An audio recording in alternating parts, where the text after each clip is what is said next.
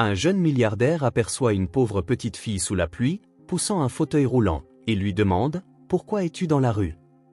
Elle répond « Je dois sauver ma maman ». En regardant la femme, il est sous le choc. Avant de commencer l'histoire, n'oubliez pas de laisser un like et de vous abonner à la chaîne pour voir plus d'histoires comme celle-ci. La pluie tombait à verse sur la route déserte, créant un rideau d'eau qui réduisait la visibilité à quelques mètres à peine. Liam Cordell gardait les yeux rivés sur l'asphalte, serrant le volant de sa BMW noire plus fort que nécessaire. L'horloge numérique du tableau de bord affichait 23h15. Trop tard pour quelqu'un qui avait une réunion prévue à 7h le lendemain matin. Maudite tempête, marmonna-t-il pour lui-même, réglant les essuie-glaces à la vitesse maximale. La route sinueuse qui menait à son manoir isolé dans les collines était dangereuse même par temps ensoleillés. Sous cette pluie, elle devenait un défi. Mais Liam Cordell n'était pas un homme qui reculait devant les défis. Ce n'était pas ainsi qu'il avait transformé la petite entreprise de son père en un empire valant des milliards de dollars. Son téléphone portable sonna et le nom de Richard Klein, avocat, apparut sur l'écran intégré de la voiture. Liam soupira avant de répondre. « Allez-y, monsieur Cordell, les Chinois sont intransigeants sur les clauses de propriété intellectuelle. Ils menacent de se retirer de l'accord si nous ne faisons pas de concessions. Nous ne céderons rien de plus, coupa-t-il sèchement.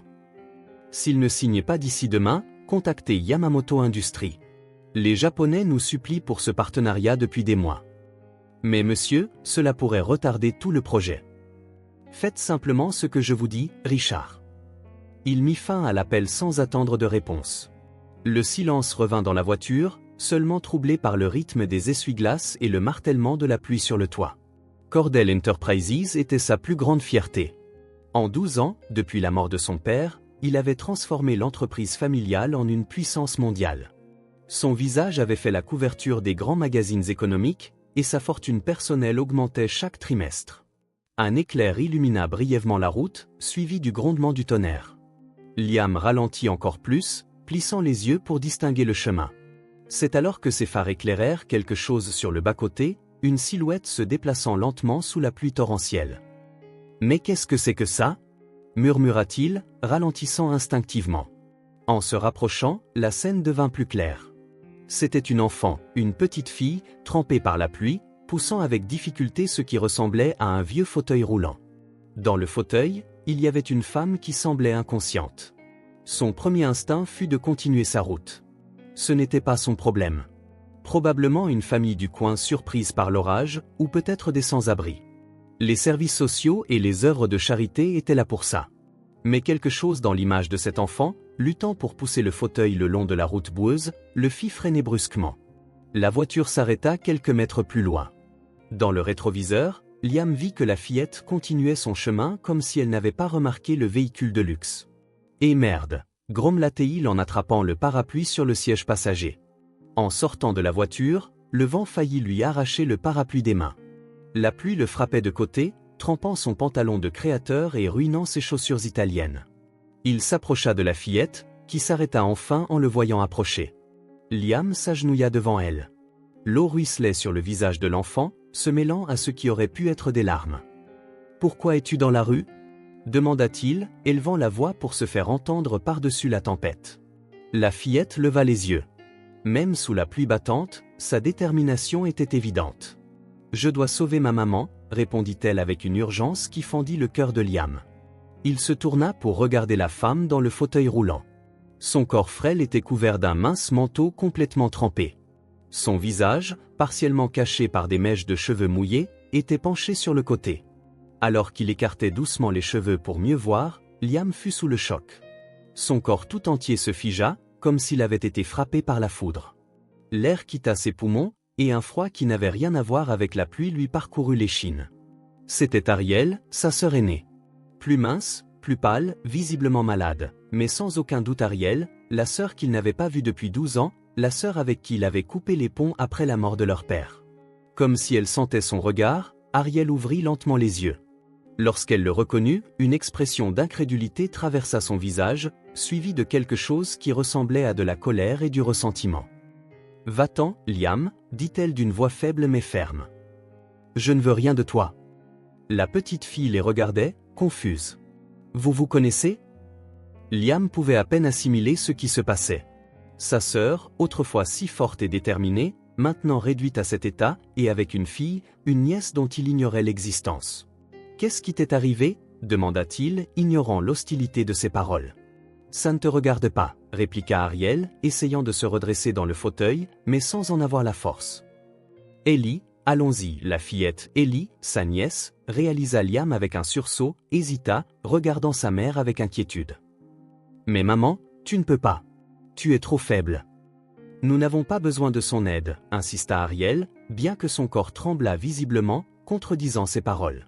Liam ressentit une vague d'émotions contradictoires, le choc de voir sa sœur dans un tel état, la culpabilité de n'avoir rien su de sa vie ces dernières années, et une inquiétude sincère pour l'état fragile dans lequel elle se trouvait. « Ariel, s'il te plaît, » supplia-t-il, s'étonnant lui-même de la douceur de sa voix. « Laisse-moi t'aider. Je peux vous emmener à l'hôpital. » « Je n'ai jamais eu besoin de ton aide, » répondit-elle amèrement.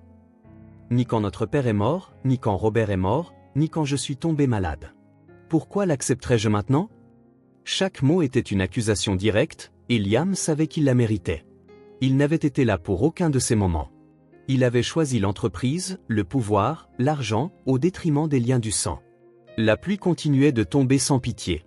Liam remarqua que la petite fille frissonnait, se serrant dans ses bras pour essayer de se réchauffer. « Ne sois pas têtu, » dit-il, essayant de rester calme. « Regardez-vous. Vous n'irez nulle part dans cet état. » Ariel tenta de répondre, mais fut interrompu par une quinte de toux. Son corps frêle fut secoué, et un instant, Liam craignit qu'elle ne s'évanouisse à nouveau. Saisissant l'occasion, Ellie agrippa le bras de Liam avec ses petites mains. « S'il vous plaît », ses yeux, si semblables à ceux d'Ariel quand elle était jeune, le suppliaient. « Ne laissez pas ma maman mourir. » Ces mots simples et désespérés frappèrent Liam comme un coup de poing, la prière sincère dans les yeux de l'enfant, la peur palpable dans sa voix. C'était impossible à ignorer. « Je ne la laisserai pas, » assura-t-il, avec une fermeté qui le surprit lui-même. « Je te le promets. » Il se tourna de nouveau vers Ariel, qui le regardait maintenant avec un mélange de résignation et de méfiance. « Je vous emmène au Cedarwood Memorial. C'est le meilleur hôpital de la région. » « Je n'ai pas les moyens de payer ça, » marmonna-t-elle, révélant la fierté blessée derrière sa résistance. « Moi, si, » répondit-il simplement. « Et je le ferai. » Il s'attendit au refus, à l'orgueil qui avait toujours caractérisé sa sœur, mais au lieu de cela, il vit Ariel regarder sa fille frissonnante à ses côtés, et quelque chose dans son expression changea. « D'accord, » concéda-t-elle finalement, mais seulement jusqu'à l'hôpital. Sans perdre de temps, Liam passa derrière le fauteuil roulant. « Je vais vous amener à la voiture. C'est à quelques mètres d'ici. » En poussant le fauteuil sur le bas-côté boueux, avec Ellie marchant silencieusement à ses côtés, il prit mieux conscience du piteux état de l'équipement. Les roues grinçaient à chaque tour, le métal rouillé menaçant de céder à tout moment. Il était clair qu'elles avaient trouvé ce fauteuil abandonné quelque part, une pensée qui lui noua l'estomac. Arrivé à la voiture, Liam ouvrit la portière arrière et aida délicatement Ariel à sortir du fauteuil. Il fut choqué par sa légèreté, comme si elle ne pesait pas plus qu'Ellie. Rien à voir avec la sœur forte et saine dont il se souvenait. Le fauteuil, marmonna Ariel alors qu'il l'installait sur la banquette arrière. « Laisse-le ici, » suggéra Liam. « Je peux t'en acheter un neuf. Meilleur que celui-ci. »« Non. » La réponse fut étonnamment ferme. « On en a besoin. On a mis 3 jours à en trouver un. » Liam sentit une boule dans sa gorge. 3 jours à chercher un fauteuil roulant abandonné. Sa sœur, qui avait grandi avec tout le confort que l'argent pouvait offrir, réduit à cela. « D'accord, » accepta-t-il, essayant de garder une voix stable. « Je le mettrai dans le coffre. » Après avoir installé Ariel, il aida Ellie à monter de l'autre côté. La fillette se blottit immédiatement contre sa mère, lui tenant fermement la main. Dans ses yeux, il y avait un mélange de peur et d'espoir qui semblait bien au-delà de son âge. Liam retourna chercher le fauteuil roulant. Il tenta de le plier pour le faire entrer dans le coffre, mais le mécanisme était si rouillé qu'il bougeait à peine. Après plusieurs minutes de lutte avec les charnières oxydées, il parvint à le compacter suffisamment pour le faire entrer. Une fois dans la voiture, il mit le chauffage au maximum malgré la nuit chaude. Les frissons d'Ariel et Ellie n'étaient probablement pas dus seulement au froid, mais aussi au choc et à l'épuisement. « Nous allons au Cedarwood Memorial », les informait-il en démarrant la voiture. nous y serons dans 20 minutes. Sur la banquette arrière, Ellie chuchota quelque chose à sa mère, qui gardait les yeux fermés. Le silence dans la voiture était lourd, chargé de questions non posées et d'accusations inexprimées. Liam jetait des coups d'œil occasionnels dans le rétroviseur, observant la fillette s'occuper de sa mère avec une maturité qu'aucun enfant ne devrait avoir à posséder. Le contraste entre le luxe de sa voiture et l'état précaire de ses deux passagères était comme un cri silencieux sur tout ce qui avait mal tourné ces dernières années. En conduisant dans la nuit pluvieuse, il tentait d'organiser ses pensées. Qui était Robert? Qu'était-il arrivé à Ariel? Comment elle et sa fille en étaient-elles arrivées là? À l'approche de la ville, les lumières urbaines commencèrent à parsemer l'obscurité. La pluie se calma progressivement, comme si elle avait rempli sa fonction de forcer cette réunion improbable. « Nous sommes presque arrivés », annonça Liam, brisant le silence. Ellie leva les yeux, ses pupilles reflétant les lumières de la ville qui défilaient par la fenêtre. « L'hôpital est grand ?» demanda-t-elle à voix basse. « Oui », répondit Liam. « C'est le meilleur de la région. Il a les meilleurs médecins. Est-ce qu'ils vont guérir maman ?» La question, si simple et pourtant si complexe, serra la poitrine de Liam. Qu'arrivait-il à Ariel? Quelle était la gravité de son état? Ils vont très bien s'occuper d'elle, promit-il, sans s'engager sur des résultats qu'il ne pouvait garantir. Ariel ouvrit brièvement les yeux, lançant un regard d'avertissement à Liam dans le rétroviseur. Même malade, son message était clair, ne fais pas de promesses que tu ne peux pas tenir. Les rues mouillées reflétaient les lumières des lampadaires, créant un spectacle de couleurs que personne dans la voiture n'était d'humeur à apprécier. En traversant la ville, Liam remarqua comment Ellie observait tout avec un mélange de curiosité et d'appréhension. Depuis combien de temps n'était-elle pas venue en ville? Où vivait-elle avant? Enfin, la silhouette de l'hôpital Cedarwood Memorial apparut au loin. Un bâtiment moderne de verre et de béton, illuminé dans le ciel nocturne. Liam sentit Ariel bouger sur la banquette arrière, comme si elle rassemblait ses forces pour ce qui allait arriver. « Nous sommes arrivés », annonça-t-il en tournant dans le parking des urgences. Il gara la voiture aussi près que possible de l'entrée. Avant même de couper le moteur, il planifiait déjà les prochaines étapes. Il lui faudrait un fauteuil roulant pour Ariel, quelqu'un pour s'occuper d'Ellie pendant que les médecins examineraient sa mère, et il devrait fournir tous les documents nécessaires pour son admission. « Je vais chercher de l'aide », dit-il en se tournant pour les regarder. « Je reviens dans une minute. »« Merci », murmura Ellie, le surprenant. C'était la première fois que la fillette le remerciait directement.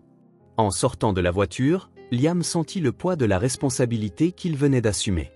Il ne s'agissait pas seulement de payer des soins médicaux. C'était sa sœur, sa famille, un lien qu'il pensait avoir rompu il y a 12 ans, mais qui se révélait maintenant plus fort que le temps et les rancœurs. La pluie n'était plus qu'une légère bruine, mais Liam la remarqua à peine.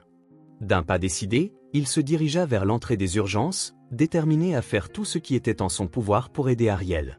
En marchant, une prise de conscience le frappa. De toutes les routes, de toutes les nuits, dans cette tempête, il avait retrouvé sa sœur. La sœur qui le détestait.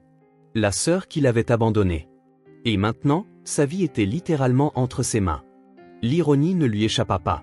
L'homme qui avait tout, l'argent, le pouvoir, le respect, réalisait soudain qu'il avait perdu ce qui comptait vraiment en cours de route. La famille. Et peut-être, juste peut-être, que le destin lui offrait une seconde chance. Le Cedarwood Memorial brillait comme un monument à la médecine moderne. Avec ses murs de verre et de marbre, ses équipements de pointe et un personnel composé uniquement des meilleurs spécialistes, c'était là que l'élite de la région soignait ses maux et payait des fortunes pour cela. Liam connaissait bien le directeur de l'hôpital, le docteur Lawrence. Ils s'étaient rencontrés lors de dîners de charité, où Liam tenait toujours à se montrer, non par altruisme, mais parce qu'il était bon pour les affaires d'être perçu comme un philanthrope. Maintenant, cette connexion se révélait précieuse. « Monsieur Cordell, quelle surprise de vous voir ici à cette heure. » Le docteur Lawrence le salua en lui tendant la main. Liam serra fermement la main du médecin. « J'ai besoin de votre meilleure équipe, Lawrence. Maintenant. » Quelques minutes plus tard, Ariel était transporté sur un brancard vers la zone des urgences. Sa peau pâle contrastait avec les draps blancs de l'hôpital et ses yeux restaient mi-clos, comme si lutter contre l'épuisement exigeait toute sa force. Ellie ne voulait pas se séparer de sa mère, s'agrippant au bord de la couverture de l'hôpital. « Ma chérie, tu dois attendre ici, » dit doucement une infirmière. « Ta maman va passer quelques examens. »« Non, » protesta la fillette. « Je veux rester avec elle. » Ariel tenta de lever la main pour toucher le visage de sa fille, mais le geste semblait nécessiter un effort immense. « Ellie, reste avec. » Elle hésita, jetant un bref regard à Liam avant de continuer. « Reste avec ton oncle un petit moment. Je reviens tout de suite. » La fillette regarda Liam avec hésitation alors que le brancard de sa mère était poussé dans la salle d'examen. Une infirmière tendit à Liam des formulaires à remplir, et il réalisa qu'il ne savait pratiquement rien de la vie actuelle de sa sœur. Âge, adresse, contact d'urgence, allergie, antécédents médicaux. « Ellie » appela-t-il, essayant de paraître doux. « Peux-tu m'aider avec quelques informations sur ta maman ?» La fillette s'approcha lentement, fixant toujours la porte par laquelle Ariel avait disparu. « Quel genre d'informations ?»« Eh bien, ça fait longtemps que je n'ai pas vu ta maman. Je ne sais pas où vous habitez. Si elle a des allergies ?» Ellie se mordit la lèvre inférieure, pensive. « On habitait au 47 rue Maple, appartement 3C, mais on n'y habite plus. Le méchant monsieur ne nous a pas laissé rester. » Liam comprit immédiatement, une expulsion. C'était donc ça qu'elle vivait sur la route. « Et avant que ta maman ne tombe malade, est-ce qu'elle travaillait ?»« Oui. Elle cousait pour une boutique. Elle faisait de belles robes. » Le visage de la fillette s'illumina un peu en parlant. « Parfois, elle faisait des robes pour mes poupées avec les chutes de tissu. » Liam sentit un pincement au cœur. Ariel avait toujours été douée pour les travaux manuels. Quand ils étaient enfants, elle lui fabriquait des poupées de chiffon. De petits souvenirs qu'il avait laissés derrière lui avec tant d'autres choses. « Est-ce que ta maman prend des médicaments ?»« Oui, des pilules blanches. Mais il n'y en a plus depuis longtemps, et maman disait qu'elles étaient trop chères. » Chaque nouvelle information était comme un coup de poing à l'estomac. La situation était pire qu'il ne l'avait imaginé. « Et ton papa ?» demanda-t-il, essayant de paraître désinvolte.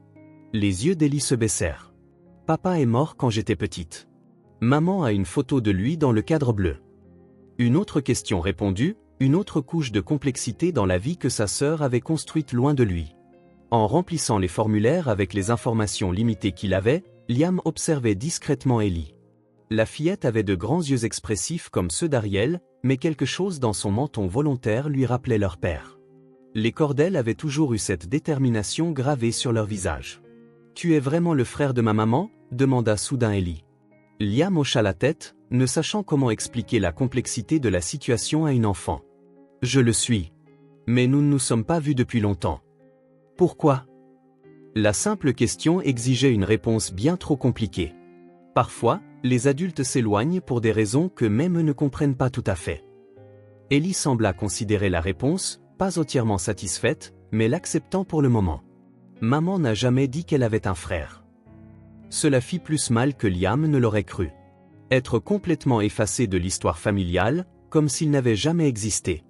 Bien qu'à la réflexion, ce n'était pas très différent de ce qu'il avait fait lui-même. Combien de fois avait-il mentionné Ariel ces dernières années?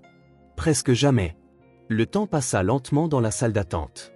Liam passa quelques appels, annulant ses rendez-vous du lendemain. Richard, son avocat, ne fut pas du tout ravi d'apprendre que la réunion avec les investisseurs japonais devrait être reportée. « Nous parlons de millions de dollars, Monsieur Cordell. »« C'est une urgence familiale », coupa Liam. « Famille. » La surprise dans la voix de Richard était évidente. En 5 ans de travail pour Liam, l'avocat ne l'avait jamais entendu mentionner de parents vivants. « Occupez-vous-en, Richard. » Après 3 heures d'attente, le docteur Lawrence réapparut enfin, accompagné d'une femme médecin d'âge mûr à l'expression sérieuse. « Monsieur Cordell, voici le docteur Martinez, neurologue. » Le médecin lui tendit la main. « Nous avons effectué une série de tests sur votre sœur. Analyse de sang, électromyographie, IRM, analyse d'anticorps. » Eh, interrompit Liam, impatient. « Nous aimerions discuter avec vous deux. » La patiente est réveillée maintenant. Ellie, qui s'était endormie sur l'une des chaises de la salle d'attente, se réveilla à la mention de sa mère. « Je peux voir ma maman ?» Le docteur Martinez sourit doucement. « Bien sûr, ma chérie. Elle t'attend. » Ils suivirent les couloirs silencieux de l'hôpital jusqu'à une chambre privée. Ariel était installée dans son lit, reliée à un moniteur cardiaque et avec une perfusion dans le bras. Elle avait l'air moins pâle maintenant, mais tout aussi fragile. Dès qu'elle vit sa fille, son visage s'illumina. Ellie courut la serrer dans ses bras, en faisant attention de ne déloger aucun des équipements médicaux. « Maman, Tu vas mieux? Oui, mon amour, répondit Ariel, caressant les cheveux de la fillette. Son regard croisa ensuite celui de Liam, et son expression redevint lasse. Il resta près de la porte, se sentant comme un intrus. Le docteur Martinez tira une chaise et s'assit près du lit, tandis que le docteur Lawrence se tenait debout, feuilletant un dossier. Madame Cordell? Foster, corrigea rapidement Ariel. Mon nom de famille est Foster maintenant. Liam sentit l'impact de la correction. Elle avait même abandonné le nom de famille. Madame Foster, poursuivit le médecin. D'après les résultats des tests, nous avons un diagnostic. Le silence dans la pièce devint pesant. Ariel serra inconsciemment Ellie plus fort, comme pour la protéger de mots qui n'avaient pas encore été prononcés. Vous avez une myasthénie grave, une maladie auto-immune chronique. Ariel fronça les sourcils, confuse. Une quoi? Myasthénie grave, répéta le médecin. C'est une maladie où le système immunitaire attaque par erreur les récepteurs qui permettent la communication entre les nerfs et les muscles. Cela provoque une faiblesse musculaire et une fatigue extrême, surtout après une activité physique. Ariel pâlit en assimilant l'information. Je ne savais pas. Je pensais que c'était juste de la faiblesse. Sa voix se brisa. Je pensais que c'était juste la fatigue, le stress, la mauvaise alimentation. Les symptômes peuvent être confondus avec de nombreuses autres affections, expliqua doucement le médecin. La maladie commence généralement de manière progressive. De nombreux patients passent des mois, voire des années, avant d'obtenir un diagnostic correct. Liam fit un pas en avant. A-t-il un remède? Le docteur Martinez le regarda, puis se tourna vers Ariel. La myasthénie grave n'a pas de remède, mais elle est traitable. Avec le bon traitement, de nombreux patients peuvent bien gérer leurs symptômes et mener une vie quasi normale. Ellie, qui avait écouté attentivement, regarda sa mère avec de grands yeux. Qu'est-ce que ça veut dire, maman? Ariel tenta de sourire malgré le choc. Ça veut dire que maintenant on sait ce qui me rend faible, mon amour, et qu'on peut le soigner. Nous allons commencer immédiatement un traitement avec des inhibiteurs de la cholinestérase, poursuivit le docteur Martinez. Ce sont des médicaments qui améliorent la communication entre les nerfs et les muscles. Je recommande également que nous commencions des séances de plasmaphérèse. Qu'est-ce que c'est? Demanda Ariel. C'est une procédure qui filtre le sang pour éliminer les anticorps qui attaquent vos récepteurs musculaires. Dans des cas comme le vôtre, où la faiblesse est déjà assez avancée, cela peut apporter une amélioration significative plus rapidement. Liam, qui avait rapidement fait une recherche sur son téléphone pendant que le médecin parlait, intervint. Et qu'en est-il d'une thymectomie? J'ai lu ici que l'ablation du thymus peut aider dans les cas de myasthénie grave. Le docteur Martinez parut impressionné. Oui, c'est une option thérapeutique que nous envisagerons après avoir stabilisé son état. Une thymectomie peut réduire les symptômes et dans certains cas, conduire à une rémission. Mais d'abord, nous devons renforcer Madame Foster. Ariel lança un regard irrité à Liam, clairement agacé par son intrusion. Le docteur Lawrence s'éclaircit la gorge. Nous commencerons également la kinésithérapie dès que possible. La myasthénie a considérablement affecté ses muscles, et nous aurons besoin d'un programme de renforcement progressif. Combien de temps vais-je rester ici? Demanda Ariel, l'inquiétude évidente dans sa voix. Au moins une semaine, répondit le médecin. Nous devons surveiller votre réponse au traitement et ajuster les dosages si nécessaire. Nous voulons également nous assurer qu'il n'y a pas de crise myasthénique, qui peuvent affecter les muscles respiratoires. Ariel ferma les yeux un instant, et Liam put voir le poids de cette réalité s'abattre sur elle. Une maladie chronique, des traitements coûteux et une jeune fille à élever. Combien tout cela coûte-t-il? Demanda-t-elle à voix basse. Avant que l'un des médecins ne puisse répondre, Liam s'avança. Ne t'inquiète pas pour ça. Tout est pris en charge. Ariel ouvrit les yeux, le fixant avec un mélange de gratitude et de ressentiment. Nous devons commencer le traitement immédiatement, insista le docteur Martinez. Chaque jour de retard pourrait signifier plus de dommages. Ariel prit une profonde inspiration, regardant sa fille blottie contre sa poitrine. Elle fixa Liam droit dans les yeux. Cela ne change rien entre nous. Les médecins échangèrent des regards gênés, sentant la tension entre les frères et sœurs. Nous allons vous laisser seul un moment, suggéra le docteur Lawrence. Nos infirmières passeront bientôt pour commencer la médication. Lorsque la porte se referma, le silence dans la chambre devint presque palpable. Ellie regardait, confuse, d'un adulte à l'autre, sentant la tension sans la comprendre pleinement. Ellie appela doucement Ariel. « Peux-tu m'apporter un verre d'eau ? Il y a une carafe là-bas sur la petite table. » La fillette hocha la tête, heureuse d'avoir une tâche. Pendant qu'elle s'occupait de l'eau, Ariel se tourna vers Liam, parlant à voix basse. « Ne pense pas que cela change quoi que ce soit. Dès que j'irai mieux, nous repartirons de notre côté. Ariel, s'il te plaît. Tu es malade. Ellie a besoin de stabilité.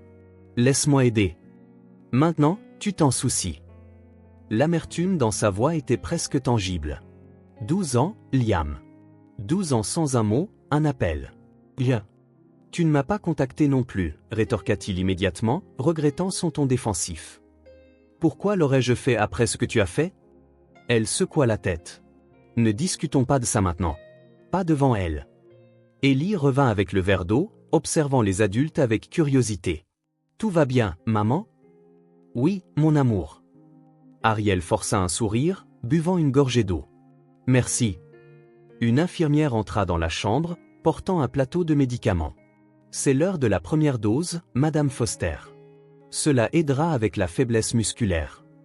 Pendant que l'infirmière administrait le médicament, Ellie grimpa sur le lit à côté de sa mère, faisant attention de ne pas gêner. « Est-ce que maman va mourir ?» demanda-t-elle soudainement, sa petite voix trahissant la peur qu'elle essayait de cacher. La pièce entière sembla se figer à cette question. L'infirmière arrêta ce qu'elle faisait, regardant Ariel, qui avait l'air d'avoir reçu une gifle. « Non, mon amour, » répondit-elle finalement, serrant sa fille contre elle. « Je vais aller bien. Maintenant, nous savons ce que j'ai et les médecins vont m'aider à guérir. » Liam observa la scène, la gorge nouée. La fillette était si petite, si vulnérable, et elle adorait clairement sa mère plus que tout. « Ta maman est forte, Ellie, » dit-il, se surprenant lui-même. Elle l'a toujours été depuis qu'elle est petite. Ariel le fixa, surprise par ses paroles. Quand nous étions enfants, poursuivit Liam, s'adressant directement à Ellie, ta maman me protégeait toujours des brutes de l'école. Même si elle était une fille, elle tenait tête à quiconque essayait de m'embêter. Les yeux d'Ellie s'écarquillèrent. Vraiment, maman ? Un sourire réticent apparut sur le visage d'Ariel. Ton oncle était plus petit que les autres garçons. Il fallait bien que quelqu'un le défende. Tu frappais les garçons ? Ellie semblait impressionnée.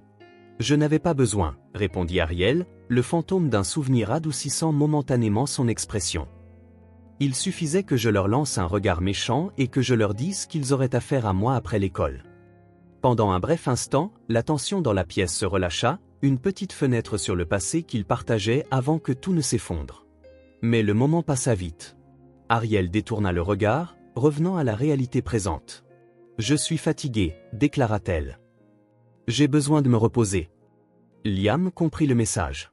Elle ne voulait pas de lui ici. « Bien sûr, » acquiesça-t-il. « J'attendrai dehors si vous avez besoin de quoi que ce soit. »« Nous n'en aurons pas besoin, » coupa Ariel. Ellie regarda sa mère, puis Liam, d'un air confus. « Tonton Liam s'en va ?»« Non, ma chérie, » répondit-il avant qu'Ariel ne puisse dire quoi que ce soit. « Je reste ici à l'hôpital. Je vais juste attendre à l'extérieur de la chambre pour que ta maman puisse se reposer. » Alors qu'il se tournait pour partir, la voix d'Ariel l'arrêta. « Liam. » Il se retourna, plein d'espoir. « Le médecin a dit que tu as tout payé. »« Oui. » « Pourquoi ?» La question le prit au dépourvu. Pourquoi aidait-il ? Par culpabilité, par obligation, par un sentiment fraternel qui avait survécu à toutes ces années. « Parce que tu es ma sœur, » répondit-il simplement. Ariel leva la main alors qu'il faisait un pas vers elle. « Non, je ne veux pas de toi ici. » Les mots étaient fermes, mais Liam put voir la lueur des larmes dans ses yeux. Elle luttait contre sa propre vulnérabilité, contre le besoin d'accepter de l'aide, surtout de sa part. « D'accord, » acquiesça-t-il en reculant. « Je serai dehors si tu as besoin de moi. » Lorsque la porte se referma derrière lui, Liam s'adossa au mur du couloir et glissa pour s'asseoir par terre. Son costume coûteux, maintenant froissé et encore humide de la pluie, semblait complètement déplacé, tout comme lui. Il sortit son téléphone de sa poche. Il y avait des dizaines de notifications, de mails, de messages, tous liés à Cordell Enterprises. Des problèmes qui, quelques heures plus tôt, semblaient être des questions de vie ou de mort. Maintenant, en regardant cette porte fermée, la chambre où sa sœur luttait contre une maladie débilitante tout en essayant de protéger sa fille, Liam ressentit une clarté qu'il n'avait jamais connue auparavant. Tout l'argent du monde, tout le pouvoir, toutes les réalisations. À quoi bon si, à la fin, on est seul? Si les seules personnes qui comptent sont de l'autre côté d'une porte que l'on ne peut pas franchir. Liam Cordell, l'homme qui pouvait acheter pratiquement n'importe quoi, se sentait complètement impuissant. L'infirmière, sortant de la chambre, le trouva ainsi, assis sur le sol du couloir, fixant intensément la porte fermée. « Monsieur Cordell, tout va bien ?» Il hocha la tête machinalement. « Combien de temps avant que ma sœur aille mieux ?» L'infirmière hésita. La myasthénie grave est une maladie complexe. Chaque patient répond différemment au traitement, mais votre sœur est jeune, malgré la faiblesse musculaire, ses organes vitaux sont en bon état. C'est très positif. Merci, murmura-t-il. Alors que l'infirmière s'éloignait, Liam resta où il était, incapable de partir, mais aussi sans permission d'entrer. Dans un monde où il prenait toujours les décisions, où il était toujours en contrôle, tout ce qu'il pouvait faire maintenant, c'était attendre. Et pour la première fois depuis de nombreuses années, Liam Cordell pria, non pas pour plus de succès, plus d'argent ou de pouvoir, mais pour une seconde chance, une chance de réparer ce qu'il avait brisé il y a si longtemps, une chance d'être à nouveau une famille. 3 jours s'étaient écoulés depuis le diagnostic. Le Cedarwood Memorial poursuivait sa routine tranquille de sauvetage de vie, tandis que Liam Cordell établissait une nouvelle routine qui lui était propre. Se réveiller sur le canapé inconfortable de la salle d'attente, prendre un café à la cafétéria de l'hôpital, travailler à distance sur son ordinateur portable, surtout, attendre dans le couloir, attendre une sœur qui ne voulait pas le voir. Pendant ces jours, le docteur Martinez tenait Liam au courant du traitement d'Ariel. La plasmaphérèse montrait des résultats prometteurs. Les médicaments aidaient à soulager les symptômes les plus graves. La kinésithérapie commencerait bientôt. Votre sœur est une battante, commenta le médecin après la 2e séance de plasmaphérèse. De nombreux patients ont peur de la procédure, mais elle affronte tout avec détermination. Liam n'en doutait pas. Ariel avait toujours été déterminée depuis son enfance. C'était une qualité qu'il admirait chez elle, même lorsque cette obstination était dirigée contre lui, comme maintenant. Le personnel de l'hôpital commença à le reconnaître, il faisait partie du décor. L'infirmière en chef, une femme d'âge mûr nommée Rose, lui apportait un café supplémentaire les matins difficiles. Le gardien de nuit, un homme tranquille nommé Marcus, lui offrait de petites conversations sur le sport lorsque le silence du petit matin devenait oppressant. Ce matin-là, Liam terminait une visioconférence avec des investisseurs lorsque son avocat appela. « Monsieur Cordell, nous devons discuter de la situation avec les Chinois. Ils menacent de se retirer de l'accord. »« Occupez-vous, Richard, » répondit Liam en se frottant les yeux fatigués. « Donnez-leur ce qu'ils veulent sur les clauses de propriété intellectuelle. »« Quoi ? Mais monsieur, cela pourrait coûter des millions à l'entreprise. Vous avez toujours dit que... » « Faites ce que je vous dis. » interrompit Liam, remarquant que sa voix résonnait dans le couloir vide. Il baissa le ton. « Nous avons d'autres priorités en ce moment. » Le silence à l'autre bout du fil était presque comique. Richard vérifiait probablement s'il parlait bien à Liam Cordell, l'homme qui avait un jour refusé un accord d'un demi-milliard de dollars parce qu'il trouvait le montant insultant. « Tout va bien, monsieur ? » « Oui, Richard. Faites simplement ce que j'ai demandé. » Liam mit fin à l'appel et regarda la porte fermée de la chambre 307. Ariel était là, poursuivant son traitement, autorisant l'entrée aux médecins, aux infirmières, bien sûr, à Ellie, mais pas à lui. Il respectait sa décision, même si cela faisait plus mal qu'il ne voulait l'admettre. Ses pensées furent interrompues par le bruit de la porte qui s'ouvrait. Ce n'était pas un médecin ou une infirmière qui sortait, comme il s'y attendait. C'était Ellie. La fillette ferma silencieusement la porte derrière elle, comme pour ne pas déranger quelqu'un qui dormait à l'intérieur. Quand elle vit Liam assis dans le couloir, son visage s'illumina d'un sourire timide. « Salut » dit-elle en s'approchant d'un pas hésitant. « Salut, Ellie » répondit Liam en rangeant son téléphone dans sa poche. « Comment va ta maman aujourd'hui ? » « Elle dort maintenant. L'infirmière a dit que le nouveau médicament la rend somnolente. » Ellie regarda l'espace vide à côté de Liam, puis le regarda comme pour demander la permission. Il sourit et tapota le siège à côté de lui. La fillette s'assit, balançant ses jambes qui n'atteignaient pas le sol. « Tu es là tous les jours » observa-t-elle, le regardant avec curiosité. « Oui, je le suis.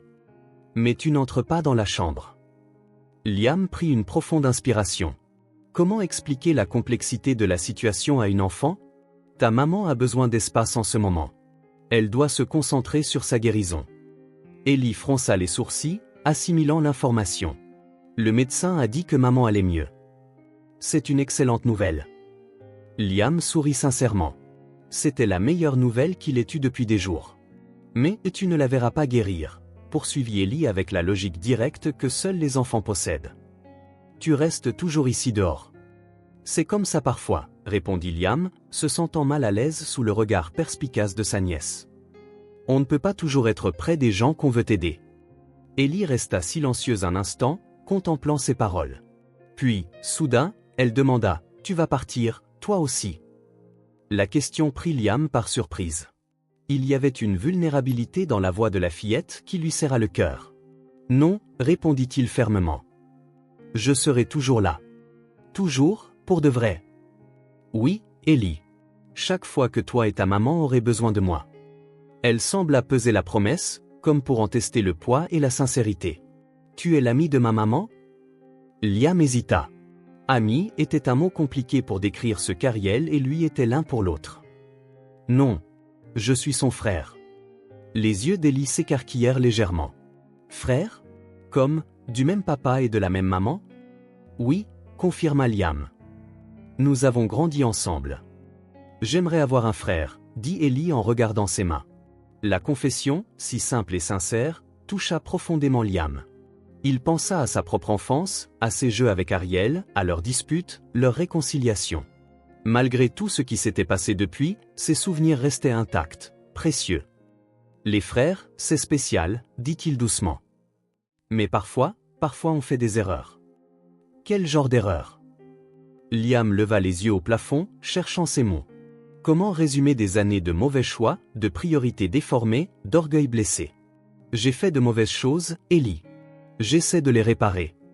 La fillette l'étudia de ses grands yeux curieux, si semblables à ceux d'Ariel quand elle était jeune. Ma maîtresse dit que quand on fait quelque chose de mal, il faut dire pardon et essayer de faire mieux la prochaine fois. Liam sourit à la simplicité de la solution. Ta maîtresse est très sage. C'est exactement ce que j'essaie de faire. Est-ce que maman va te pardonner? La question a $1 million. Liam soupira. Je ne sais pas, Ellie. J'espère. Mais même si elle ne le fait pas, je continuerai d'essayer. Ellie hocha la tête, comme si elle comprenait parfaitement la complexité du problème. Puis, à la surprise de Liam, elle posa sa petite main sur la sienne. J'aimerais que tu restes avec nous. La simplicité de ce souhait, la confiance implicite dans ces mots frappèrent Liam comme une vague. Cet enfant, qui le connaissait à peine, l'acceptait déjà, voulait déjà l'inclure dans sa petite famille. Il prit une profonde inspiration, luttant contre l'émotion qui lui montait à la gorge. « Moi aussi », répondit-il finalement, la voix plus rauque qu'il ne l'aurait voulu. Ils restèrent assis en silence pendant quelques minutes. Liam observait Ellie du coin de l'œil. Malgré la situation difficile, elle maintenait une résilience admirable. Vêtue de vêtements simples, probablement achetés dans un grand magasin bon marché, elle dégageait tout de même une dignité qui lui rappelait Ariel. « Tu aimes la glace » demanda-t-il soudain. Le visage de la fillette s'illumina. « Oui. Ma préférée, c'est la fraise. Il y a un café en bas qui sert des glaces. Qu'est-ce que tu en dis? On va en chercher. On pourra en ramener pour ta maman aussi, pour quand elle se réveillera. » Ellie hésita, regardant la porte de la chambre. « Et si maman se réveille et ne me trouve pas? On laissera un message à l'infirmière, et on reviendra en un éclair. » Après avoir réfléchi un instant, Ellie hocha la tête en glissant de la chaise. Liam se leva, le dos endolori après des heures passées assis dans le couloir. Ils descendirent ensemble à la cafétéria, où Liam acheta une glace à la fraise pour Ellie, une à la vanille pour lui et une au chocolat pour Ariel. C'est sa préférée, l'informa Ellie. Pendant qu'ils savouraient leurs friandises, la fillette semblait plus détendue, presque comme une enfant normale profitant d'un moment banal. « Ton papa » commença Liam avec précaution. « Il était comment » Ellie lécha sa cuillère avant de répondre. « Il était gentil. Il jouait de la guitare et me chantait des chansons drôles.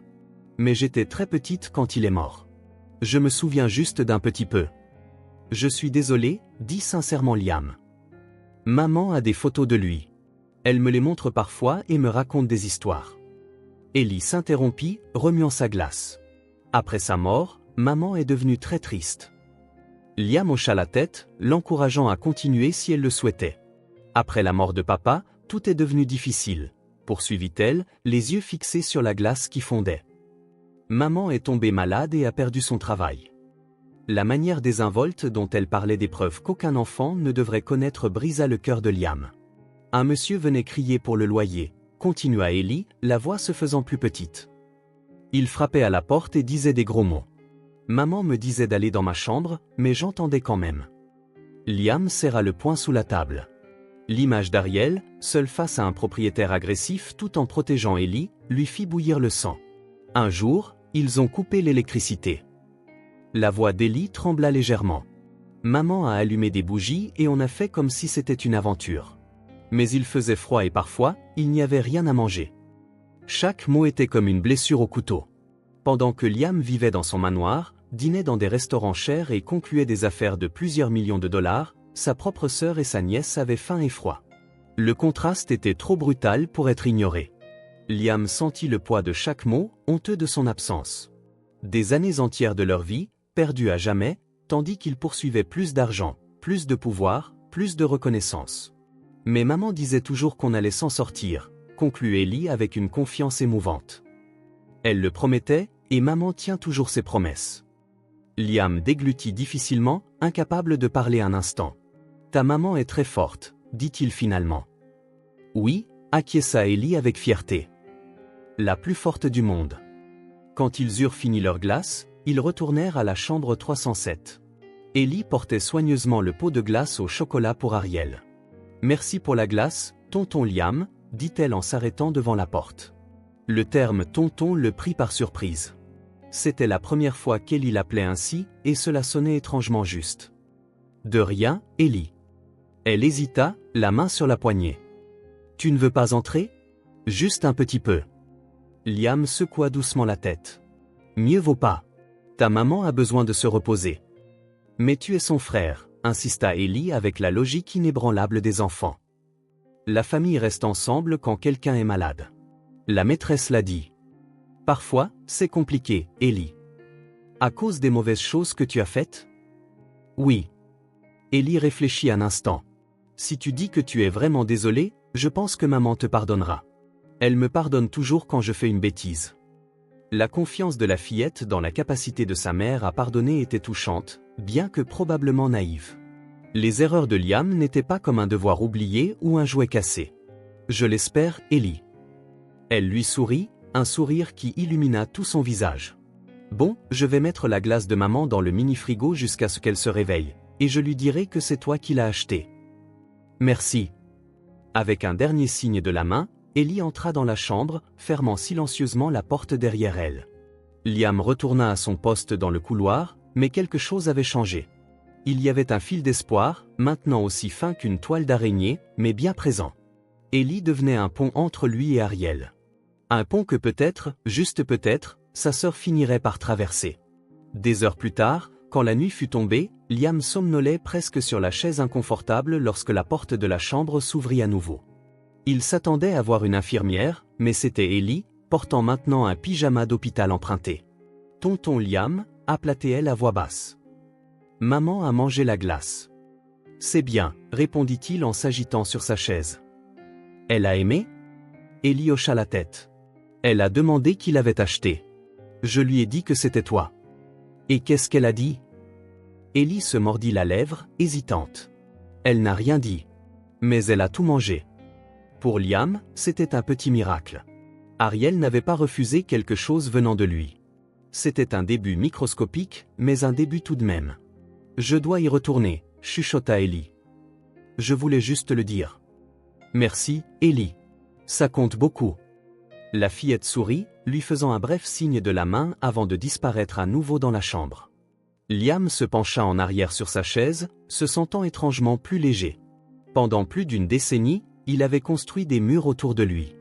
Des murs faits d'argent, de pouvoir et de succès professionnel. Il n'avait jamais eu besoin de personne, n'avait jamais dépendu de personne. Jusqu'à maintenant. Maintenant, son bonheur dépendait d'un pot de glace au chocolat et du cœur bienveillant d'une fillette de 10 ans. Et pour la première fois depuis longtemps, Liam Cordell se sentit vraiment riche. 2 semaines s'étaient écoulées depuis le diagnostic. Le Cedarwood Memorial, avec ses couloirs calmes et sa routine précise, était devenu un foyer temporaire pour Ariel et Ellie. Pour Liam, il était devenu le centre de son univers, bien qu'il restât toujours à l'extérieur de la chambre 307. L'équipe médicale était impressionnée par la réaction d'Ariel au traitement. La combinaison de la plasmaphérèse, des médicaments et de la détermination acharnée de la patiente produisait des résultats qui dépassaient les attentes initiales. Elle réagit exceptionnellement bien, commenta le docteur Martinez lors d'une de ses conversations avec Liam dans le couloir. Nos tests montrent une réduction significative des anticorps qui attaquent ses récepteurs musculaires. Est-ce que ça veut dire qu'elle va complètement guérir ? Demanda Liam, essayant de contenir son espoir. Le médecin ajusta ses lunettes, choisissant ses mots avec soin. La myasthénie grave est une maladie chronique, monsieur Cordell. Il n'y a pas de guérison définitive. Mais avec le bon traitement, de nombreux patients peuvent reprendre la plupart de leurs activités normales. Elle fit une pause, observant l'expression de Liam. Votre sœur a un esprit combatif impressionnant. Cela fait toute la différence. Ce matin-là, Ariel devait commencer sa première séance de kinésithérapie intensive. Après des jours à ne recevoir que des exercices passifs au lit, elle allait enfin essayer de se lever. Ellie était excitée par la nouvelle. Depuis le petit matin, elle circulait dans le couloir, racontant à tout le monde, infirmières, médecins et même des visiteurs inconnus, que sa mère allait faire ses premiers pas aujourd'hui. « Tonton Liam !» s'exclama-t-elle en le voyant arriver avec un petit bouquet de fleurs. « Aujourd'hui, c'est le grand jour. » Il sourit, lui tendant les fleurs pour qu'elle les emporte à l'intérieur. « Oui, ta maman est très courageuse. Le kinésithérapeute est déjà là. Il a dit que je pouvais regarder si je restais silencieuse. » Liam hocha la tête, essayant de ne pas montrer sa déception de ne pas pouvoir assister à ce moment important. 2 semaines. Et Ariel gardait toujours la porte fermée pour lui. « Raconte-moi tout après, d'accord ?» Ellie acquiesça avec enthousiasme avant de disparaître dans la chambre avec les fleurs. Quelques instants plus tard, elle ressortit. « Maman a dit merci pour les fleurs », rapporta-t-elle avec un sourire. « Et le kiné a dit que tu pouvais regarder par la fenêtre si tu veux. » Liam ressentit une vague de gratitude pour ce professionnel qui, d'une manière ou d'une autre, avait créé cette petite ouverture. La fenêtre de la chambre donnait sur le couloir intérieur et était généralement gardée avec les stores fermés, mais aujourd'hui, apparemment, ils étaient partiellement ouverts. « Je ne sais pas si ta maman aimerait ça », répondit-il prudemment. Le kiné lui a déjà demandé. Il a dit que ce serait bien d'avoir le soutien de la famille. Le cœur battant, Liam suivit Ellie jusqu'à la fenêtre. Les stores étaient suffisamment ouverts pour qu'il puisse voir à l'intérieur de la chambre sans être trop indiscret. Ariel était assise sur le bord du lit, vêtue d'un simple survêtement que Liam lui avait acheté à la boutique de l'hôpital. Ses cheveux étaient attachés en une queue de cheval désordonnée, et son visage, bien que toujours pâle, avait plus de couleur que les semaines précédentes. Le kinésithérapeute, un homme d'âge mûr à l'expression bienveillante, était agenouillé devant elle, expliquant quelque chose que Liam ne pouvait pas entendre. Ariel hocha la tête, son visage un masque de concentration absolue. « Nous allons essayer de nous lever aujourd'hui. » La voix du thérapeute était maintenant audible. « Ne vous inquiétez pas si vous n'y arrivez pas du premier coup. Je suis là pour vous soutenir. » Ellie pressa son visage contre la vitre, les yeux brillants d'anticipation. Liam resta un peu en retrait, juste assez pour voir sans être facilement remarqué. Avec précaution, le thérapeute se positionna devant Ariel, lui tenant les avant-bras. Nous allons utiliser la technique que nous avons pratiquée. D'abord, poussez avec vos mains sur le matelas pour vous donner une impulsion. Ensuite, transférez votre poids sur vos jambes pendant que je vous soutiens. Ariel prit une profonde inspiration, fermant les yeux un instant. Quand elle les rouvrit, ils contenaient une détermination féroce que Liam reconnut immédiatement. C'était le même regard qu'elle avait quand, adolescente, elle décidait que rien ne l'empêcherait de réaliser quelque chose. D'un mouvement calculé, elle pressa ses paumes contre le matelas et poussa son corps vers le haut. Le thérapeute la tenait fermement alors qu'elle tentait de trouver son équilibre sur ses propres jambes. Pendant un instant, pas plus de 2 ou 3 secondes, Ariel se tint debout. Son corps tremblait sous l'effort, mais elle était là, soulevée du sol pour la première fois depuis des semaines. « Très bien », s'exclama le thérapeute lorsqu'elle dut se rasseoir, épuisée par l'effort. C'était excellent pour une première tentative. Ellie applaudit silencieusement de l'extérieur, son visage illuminé par un immense sourire. Liam sentit une boule dans sa gorge, trop ému pour parler. On essaie une autre fois, suggéra le thérapeute après quelques minutes de repos. Ariel hocha la tête, déterminée. Lors de la deuxième tentative, elle réussit à rester debout pendant près de 5 secondes. À la troisième, presque 10. Chaque petite victoire était célébrée comme la conquête d'une montagne. Le thérapeute la louait, Ellie applaudissait, et Liam, invisible derrière la fenêtre, ressentait une fierté si intense qu'il pouvait à peine la contenir. « Je pense que c'est assez pour aujourd'hui », déclara le thérapeute après la 4e tentative. « Je ne veux pas en faire trop le premier jour. »« Je peux essayer une fois de plus ?» demanda Ariel, surprenant tout le monde par sa persistance. « Juste une de plus ?» Le professionnel hésita, mais finit par accepter. « Juste une de plus alors, mais faisons-le différemment. Je me tiendrai à vos côtés, en vous tenant le bras, et nous essaierons de faire un petit pas. » Les yeux d'Ariel s'écarquillèrent à cette suggestion, un mélange de peur et d'espoir, mais elle accepta le défi d'un signe de tête.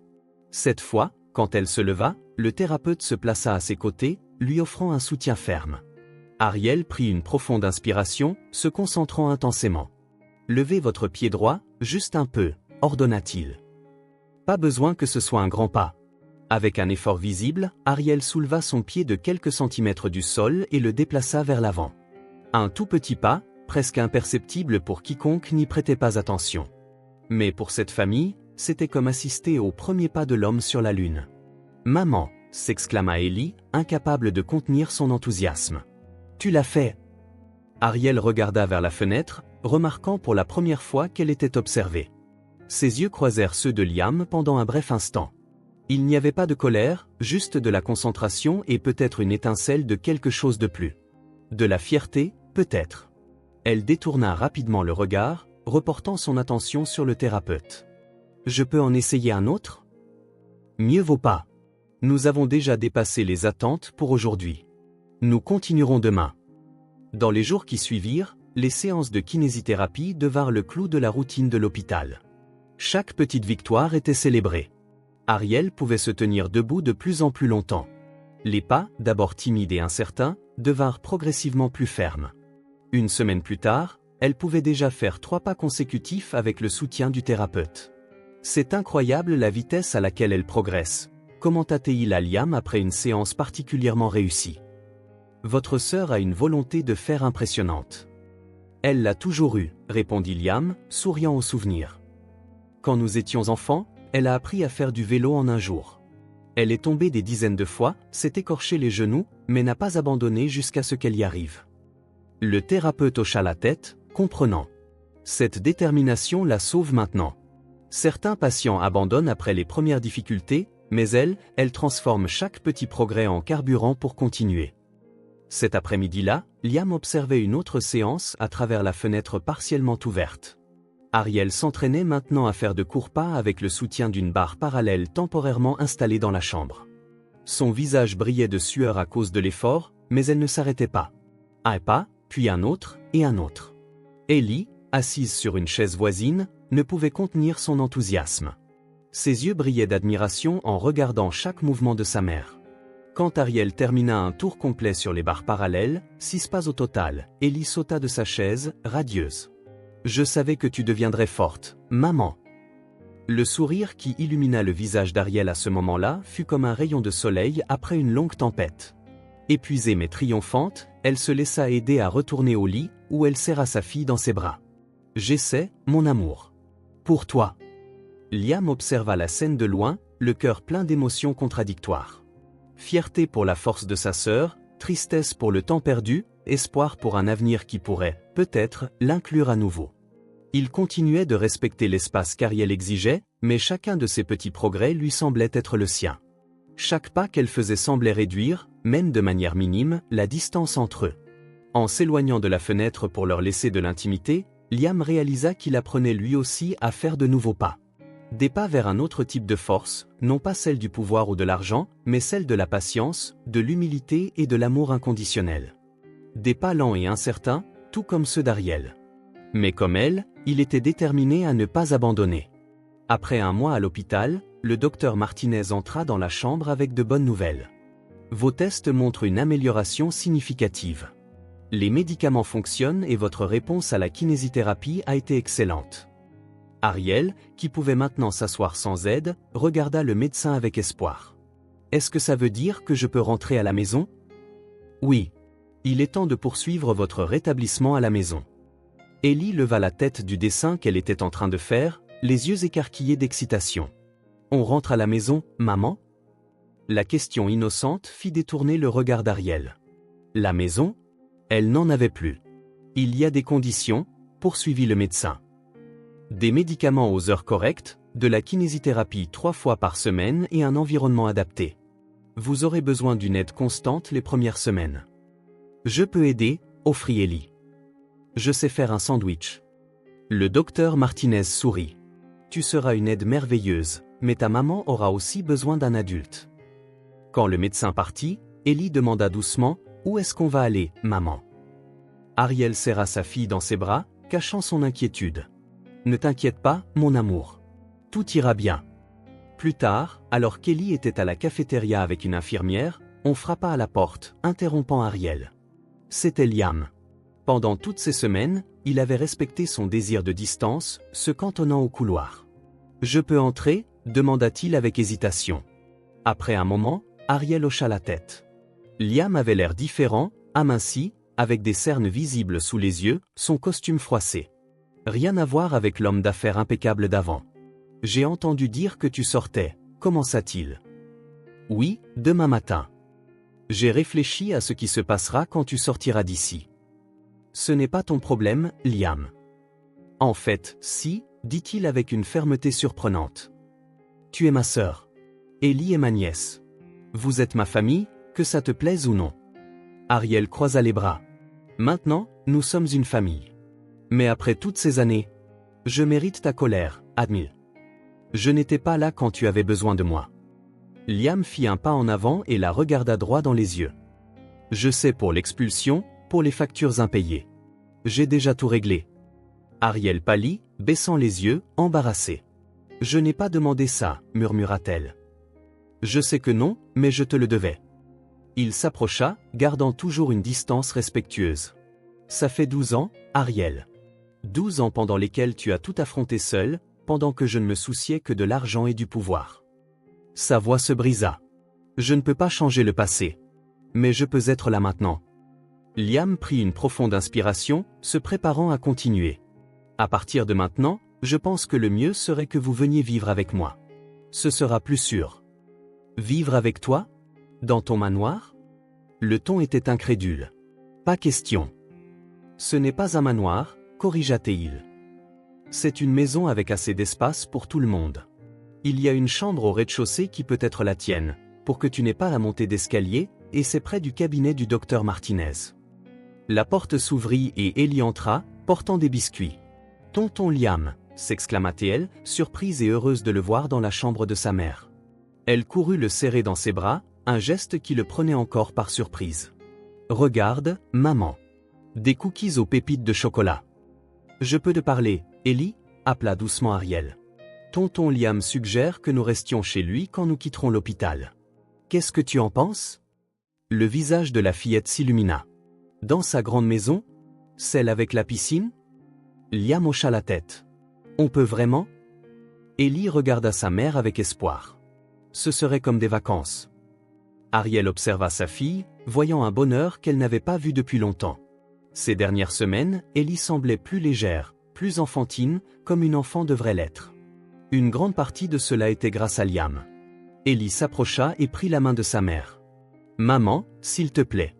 J'aime bien mon oncle. » La sincérité de ces simples mots frappa profondément Ariel. Autant elle voulait s'accrocher à son ressentiment, autant elle ne pouvait nier que Liam avait changé. Elle regarda sa fille, puis son frère. Tous deux la regardaient, pleins d'espoir. Ariel soupira, sentant une émotion complexe l'envahir. Ce n'était pas du pardon, pas encore. Mais c'était peut-être le premier pas. « D'accord » accepta-t-elle finalement. « Mais ça ne veut pas dire que je t'ai pardonné. » Le soulagement sur le visage de Liam était palpable. « Je sais » répondit-il doucement. « Je ne demande pas ça. Pas encore. » Ellie sauta de joie, planifiant déjà sa nouvelle chambre, tandis qu'Ariel observait. Sa fille méritait ce bonheur, ce sentiment d'une famille élargie, et peut-être, juste peut-être, qu'elle méritait aussi une chance de guérir de vieilles blessures. La maison de Liam Cordell était exactement comme Ellie l'avait décrite, grande. Trop grande pour une seule personne, avec ses 3 étages, 6 chambres, une piscine et un jardin impeccablement entretenu. Un manoir qui criait le succès et l'argent, des choses qu'Ariel avait toujours considérées comme superficielles. Le chauffeur privé se gara en douceur dans l'allée circulaire. Avant qu'Ariel ne puisse protester, Liam était déjà à côté de la voiture avec un fauteuil roulant. Juste au cas où, expliqua-t-il en voyant l'expression mécontente de sa sœur. Le docteur Martinez a dit d'éviter les efforts les premiers jours. Ariel céda sans discuter. Malgré son amélioration, elle se fatiguait encore facilement. Ellie sauta de la voiture, les yeux écarquillés à la vue de l'imposante maison. « C'est comme un château », s'exclama-t-elle en tournant sur elle-même pour tout voir. Ils entrèrent par une porte latérale qui menait directement à un couloir sans marche, une adaptation que Liam avait fait faire à la hâte. L'intérieur était étonnamment moins ostentatoire que ce qu'Ariel avait prévu. Des meubles élégants, mais sans exagération, des tons neutres, quelques œuvres d'art au mur. « Ta chambre est ici », expliqua Liam en ouvrant une porte. « C'était mon bureau, mais je l'ai converti ensuite pour que tu n'aies pas à monter d'escalier. » La chambre était spacieuse et lumineuse, avec un grand lit, des fauteuils confortables et une porte menant à une salle de bain adaptée avec des barres d'appui. « Et la chambre d'Ellie est juste là, » continua-t-il en désignant une porte voisine. « Comme ça, vous pouvez être proches l'une de l'autre. »« Je peux voir ma chambre ?» demanda Ellie, contenant à peine son excitation. « Bien sûr, » sourit Liam. « Vas-y. » Pendant que la fillette courait explorer, Ariel observait son frère avec une expression indéchiffrable. « Tu as pensé à tout ?» commenta-t-elle finalement. « J'ai essayé, admis. J'ai engagé une infirmière qui viendra quelques heures par jour pour aider avec la kinésithérapie et tout ce qui sera nécessaire, et une gouvernante qui s'occupera du ménage et des repas. » « Liam, tout ça est ? C'est nécessaire, compléta-t-il fermement. « S'il te plaît, Ariel, laisse-moi faire ça. » Elle hocha la tête, trop fatiguée pour discuter. Les premiers jours furent étranges. Ariel se sentait comme une intruse dans un monde qui n'était pas le sien. Le personnel était aimable, mais leur présence constante la dérangeait. Elle était habituée à tout faire elle-même, même malade. Ellie, en revanche, s'adapta rapidement. Elle était enchantée par le jardin, l'immense télévision du salon, la cuisine toujours remplie de friandises qu'elle n'aurait jamais pu avoir. La gouvernante, Madame Palmer, une femme d'âge mûr au visage bienveillant, lui apprit à faire des biscuits les après-midi de pluie. Liam passait moins de temps au bureau maintenant. Il rentrait plus tôt, apportant souvent de petits cadeaux, un livre pour Ellie, des fleurs pour la table, des magazines de couture qu'il savait qu'Ariel aimait. Il essayait de ne pas être envahissant, respectant l'espace de sa sœur, mais était toujours présent. Une semaine après leur installation, Ariel pouvait déjà marcher sur de courtes distances sans aide. Le kinésithérapeute privé engagé par Liam était impressionné par ses progrès. « Vous êtes déterminé ?» la félicita-t-il après une séance particulièrement exigeante. Cela fait toute la différence. Ce soir-là, après le dîner, tandis qu'Ellie regardait des dessins animés avec Madame Palmer, Ariel décida de tenter quelque chose de nouveau. S'appuyant sur sa canne, elle marcha lentement jusqu'au porche latéral de la maison. L'air frais du soir était réconfortant, et elle se sentit rafraîchie en s'asseyant dans l'un des fauteuils confortables qui étaient disposés. Le ciel était clair, parsemé d'étoiles. Ariel ne se souvenait pas de la dernière fois où elle avait simplement regardé les étoiles sans soucis immédiats de facture, de nourriture ou de médicaments. Elle était perdue dans ses pensées quand elle entendit des pas légers derrière elle. « Je peux me joindre à toi ?» demanda Liam, hésitant. Elle hocha la tête, lui indiquant le fauteuil à côté d'elle. Pendant quelques minutes, ils restèrent assis en silence, regardant simplement le ciel. Ce n'était pas un silence confortable comme celui de frères et sœurs qui se connaissent bien, mais il n'était pas non plus aussi tendu que lors de leurs premières interactions à l'hôpital. « Merci » dit finalement Ariel. « Pour tout ça, pour le traitement, la maison, pour prendre soin d'Ellie. » Liam secoua la tête. « Ne me remercie pas. C'est le moins que je puisse faire. » Après vous, un autre silence suivit. Plus lourd cette fois. Des années de blessures ne disparaissaient pas en quelques semaines de cohabitation forcée. « Elle te ressemble » commenta Liam après un moment. « Ellie. Elle a ton sourire et la même détermination. » Un léger sourire apparut sur le visage d'Ariel. Tout le monde dit qu'elle ressemble à son père. Mais oui, je pense qu'elle a aussi beaucoup de moi. Robert était un homme bien, dit doucement Liam. Je me souviens de lui à votre mariage. Il t'aimait vraiment. Ariel hocha la tête, la mention de son défunt mari lui apportant une vague de nostalgie. Oui, il l'était. Il travaillait dur, mais mettait toujours la famille en premier. Sa voix prit un ton amer. Contrairement à notre père. Liam s'agita mal à l'aise sur sa chaise. Puis, regardant le sol, il commença à parler à voix basse. J'ai toujours détesté la façon d'être de notre père. Froid, arrogant, pensant qu'il valait mieux que tout le monde. Ariel se tourna vers lui, surprise par la confession. Il ferma les yeux, visiblement ému. Il ne vivait que pour le travail, et à la fin, je suis devenu exactement comme lui. La vulnérabilité dans la voix de Liam était quelque chose qu'Ariel n'avait pas entendu depuis leur enfance. Le petit frère, qui avait besoin de sa protection à l'école, semblait enfin réapparaître de derrière la façade de l'homme d'affaires à succès. Quand il est mort, poursuivit Liam, j'ai hérité de l'entreprise et j'ai pensé que j'allais enfin prouver ma valeur, que je serais meilleur que lui. Mais au lieu de cela, j'ai suivi exactement ses traces. J'ai repoussé tout ce qui comptait. Il prit une profonde inspiration, luttant visiblement contre ses émotions. J'ai perdu tout ce qui comptait.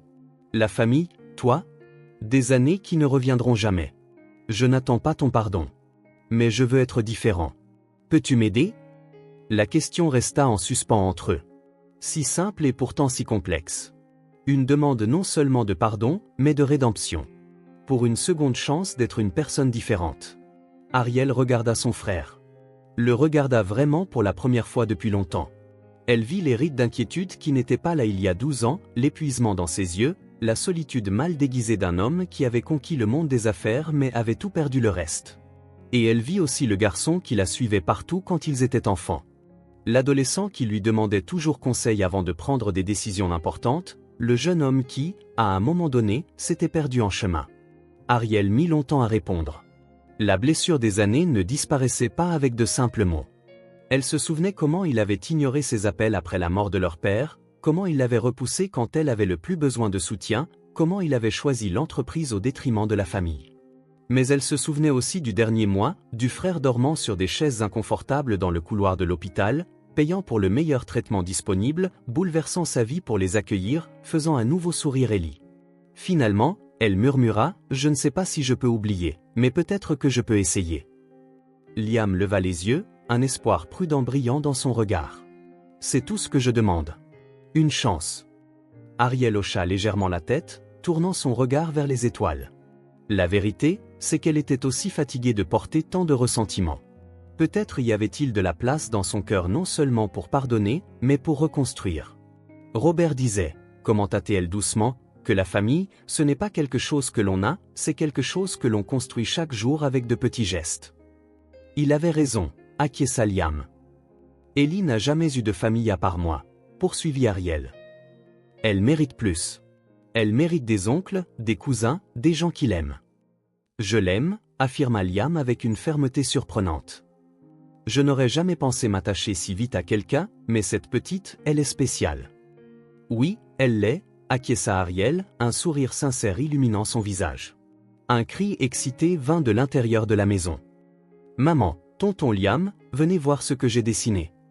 Ils échangèrent un regard, un moment de compréhension mutuelle passant entre eux.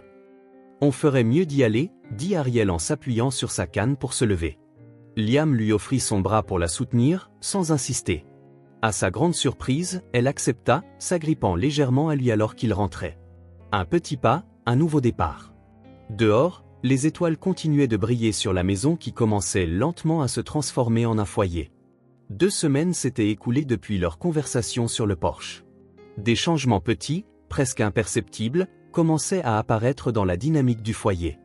Ariel ne se retirait plus dans sa chambre juste après le dîner. Liam n'avait plus à mesurer chaque mot si soigneusement. Les repas, autrefois silencieux et tendus, incluaient désormais des conversations légères, principalement grâce à l'énergie débordante d'Ellie. La grande maison impersonnelle commençait à gagner des touches qui la rendaient plus accueillante. Les dessins d'Ellie ornaient la porte du réfrigérateur. Des plantes qu'Ariel avait choisies apportaient de la vie à des coins auparavant vides. Même Liam, qui avait toujours vécu dans des environnements impeccablement organisés, ne se souciait plus des jouets occasionnels éparpillés dans le salon. Ce dimanche après-midi, le soleil d'automne filtrait doucement par les fenêtres du salon. Ariel était dans sa chambre, travaillant sur une pièce de broderie, un passe-temps qu'elle avait récemment repris, encouragé par son kinésithérapeute comme un exercice pour renforcer sa motricité fine. Ses mains tremblaient encore un peu lorsqu'elle était fatiguée, mais l'amélioration était notable. Finissant un point particulièrement délicat, elle décida de faire une pause. Avec des mouvements plus assurés, elle s'appuya sur sa canne et se dirigea vers la cuisine pour prendre un verre d'eau. La maison était silencieuse, à l'exception de voix étouffées provenant du salon de lecture. Curieuse, Ariel s'approcha de la porte entr'ouverte et jeta un coup d'œil par la fente. La scène qu'elle vit lui fit faire un bond au cœur. Liam était assis dans le grand fauteuil près de la fenêtre, avec Ellie confortablement installée sur ses genoux. Un épais livre de contes de fées reposait entre ses mains alors qu'il lisait à voix basse, changeant son intonation pour les différents personnages. Ellie écoutait attentivement, les yeux fixés sur les illustrations colorées, un sourire occasionnel illuminant son visage. Et alors la courageuse fillette affronta la forêt sombre, lisait Liam, sa voix prenant un ton dramatique, sachant qu'elle seule pouvait sauver sa famille. Comme maman, commenta doucement Ellie. Liam s'interrompit, regardant sa nièce avec curiosité. Que veux-tu dire ? Maman est courageuse aussi, expliqua Ellie. Elle s'est toujours occupée de moi, même quand elle était malade. Même quand on n'avait presque rien à manger. Ariel sentit une boule dans sa gorge en entendant les paroles de sa fille. Ta mère est la personne la plus courageuse que je connaisse, acquiesça Liam avec une sincérité qui surprit Ariel. Elle l'a toujours été, depuis qu'elle est petite. Elle te protégeait des brutes, se souvint Ellie, répétant l'histoire qu'elle avait entendue à l'hôpital. Liam sourit, un regard lointain sur son visage. Pas seulement des brutes, de tout. Quand nos parents se disputaient, et ils se disputaient beaucoup, c'est Ariel qui venait dans ma chambre, me bouchait les oreilles et me racontait des histoires pour me distraire. Ariel recula un peu, se sentant presque comme une intruse dans cette conversation intime, mais elle ne pouvait s'arracher. Des souvenirs longtemps enfouis commencèrent à remonter, comme des bulles à la surface d'un lac. « Vous étiez amis quand vous étiez petit ?» demanda Ellie en se blottissant sur les genoux de son oncle. « Les meilleurs amis du monde, » répondit Liam, le regard perdu dans ses souvenirs. « Ta maman avait 4 ans de plus que moi, mais elle ne m'a jamais traité comme un bébé agaçant comme le font beaucoup de grands frères et sœurs. Elle m'incluait dans tout. Et puis, soupira Liam, on a grandi, et parfois, quand les gens grandissent, ils se perdent en chemin. » Ellie fronça les sourcils, essayant de comprendre le concept abstrait. Comme se perdre dans une forêt ? Quelque chose comme ça, sourit mélancoliquement Liam. Mais au lieu d'arbres, tu te perds dans des choses comme l'argent, le pouvoir, l'orgueil. Et le temps que tu t'en rendes compte, tu ne sais plus comment rentrer à la maison. Mais tu as retrouvé ton chemin, affirma Ellie avec la simplicité directe des enfants. J'essaie, répondit-il doucement. Chaque jour. Ariel resta immobile, observant à travers la fente de la porte. Quelque chose en elle remuait. Des souvenirs qu'elle avait délibérément supprimés pendant des années. Des souvenirs d'un petit frère qui l'adorait, qui la suivait comme une ombre, qui lui faisait confiance plus que quiconque. Dans son esprit, un kaléidoscope d'images commença à se former. Liam a 5 ans, partageant son sandwich avec elle quand leur mère avait oublié de préparer le déjeuner pendant une de ses phases difficiles. Liam a 7 ans, lui offrant un dessin pour la fête des mères parce qu'il savait que leur mère, perdue dans ses propres problèmes, n'y penserait pas. Liam a 10 ans, économisant son argent de poche pour acheter une broche bon marché qu'elle avait admirée dans une vitrine. Liam adolescent, lui tenant la main aux funérailles d'un ami, respectant son silence, juste là quand elle en avait besoin. Et puis les souvenirs les plus douloureux, les funérailles de leur père, la lecture du testament qui laissait tout à Liam, la transformation progressive du frère attentionné en un dirigeant froid et distant, les appels sans réponse, les demandes d'aide ignorées, l'éloignement complet. Ariel ferma les yeux, la poitrine serrée par un mélange de chagrin et de nostalgie. Pendant des années, elle n'avait nourri que du ressentiment, laissant la colère étouffer tout bon souvenir. Mais maintenant, en regardant Liam avec Ellie, le soin sincère dans ses yeux, la gentillesse dans chaque geste, quelque chose changeait en elle. C'était comme si une porte longtemps verrouillée commençait à s'ouvrir, laissant entrer une lumière qu'elle s'était refusée trop longtemps. Dans le salon de lecture, Ellie supplia « Raconte-moi une autre histoire sur maman quand elle était petite. » Liam sourit, fermant le livre de contes. savais-tu que c'est ta maman qui m'a appris à faire du vélo? Notre père était toujours occupé, et notre mère, eh bien, elle avait ses propres problèmes. Alors, c'est Ariel qui a économisé son argent de poche, réparé un vieux vélo de voisin et m'a appris. Je suis tombé tellement de fois que j'avais les genoux tout écorchés. Je voulais abandonner, mais elle ne m'a pas laissé faire. Maman ne nous laisse jamais abandonner, acquiesça Ellie. Exactement. Elle disait, lève-toi. Réessaie. Tu peux le faire, Liam. Et tu sais quoi? À la fin de la journée, je roulais tout seul. Ariel se retira silencieusement, s'appuyant contre le mur du couloir. Le souvenir de cette journée était vif. Le soleil chaud, l'asphalte rugueux du parking vide où il s'entraînait.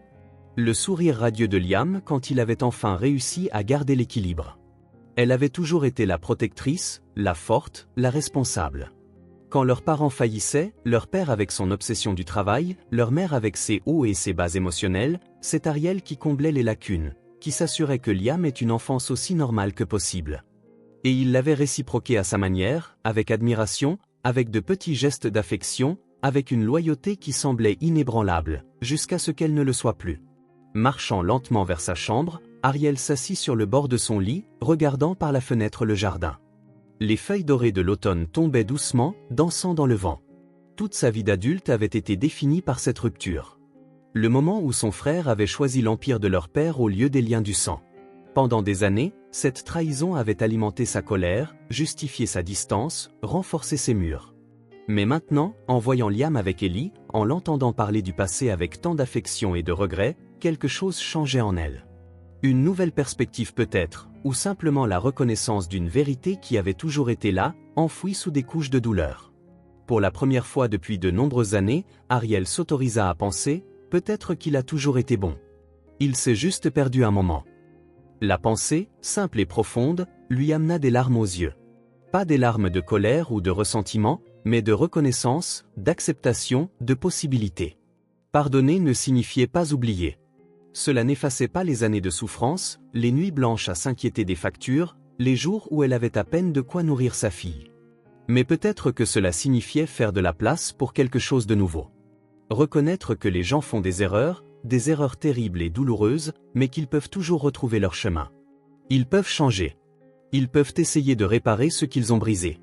Du salon de lecture, le rire cristallin d'Ellie se fit entendre, suivi de la voix plus grave de Liam, les sons d'une famille se reconnectant morceau par morceau, histoire par histoire.